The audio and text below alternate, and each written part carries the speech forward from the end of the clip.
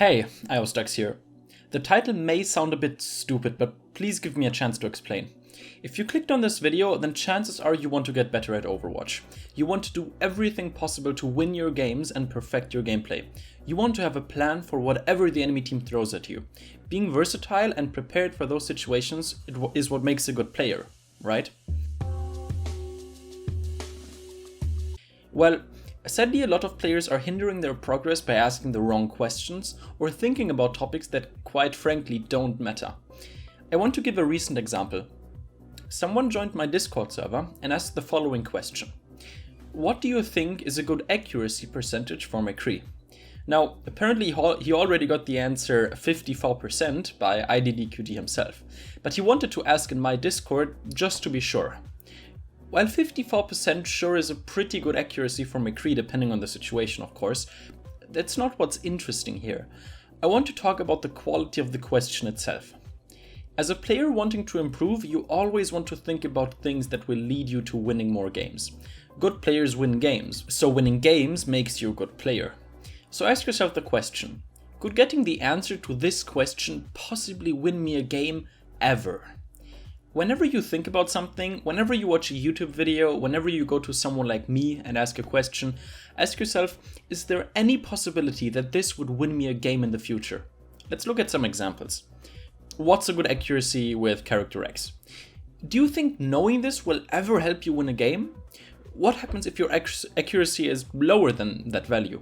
What happens if your accuracy is higher than that value?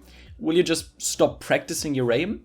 Will there ever be a situation in a game where knowing what kind of accuracy would be good right now will help you win? Let's look at another example. Is Mercy a low-skill character?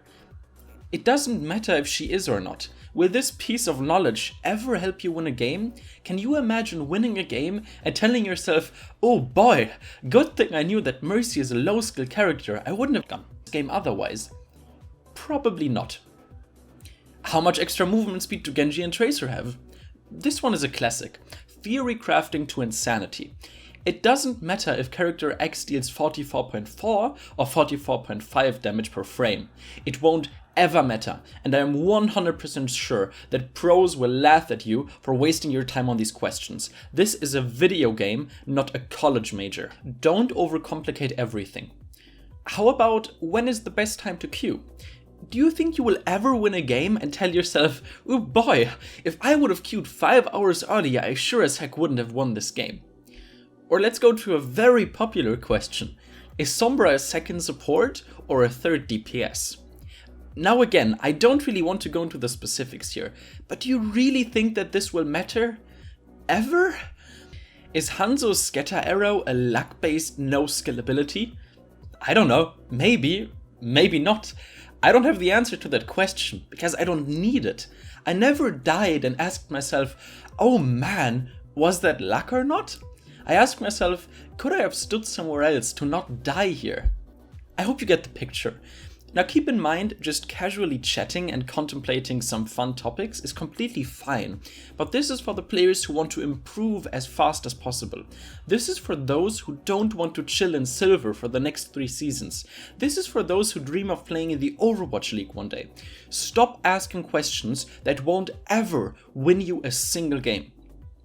Let's just have a look at some questions that are good. When should I use my Transcendance?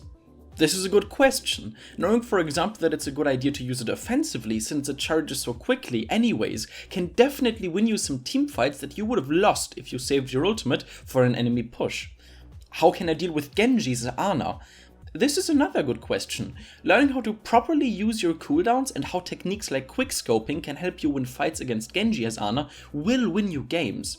There will be situations where you'll tell yourself, good thing I learned that I don't need to burn my nade immediately when the enemy Genji Dragon Blades. Instead, I waited until he hit me once so that I can get more value out of my nade and waste more of the Genji's time. How about a soldier?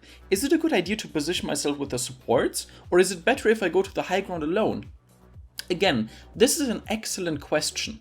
Knowing, for example, that it's a good idea to walk around with your Zenyatta to protect him, while it's best to just take high ground on your own if you play with a Farm Mercy, will help you win games. You will stop losing teamfights asking yourself, how does our Zenyatta not have Transcendance yet?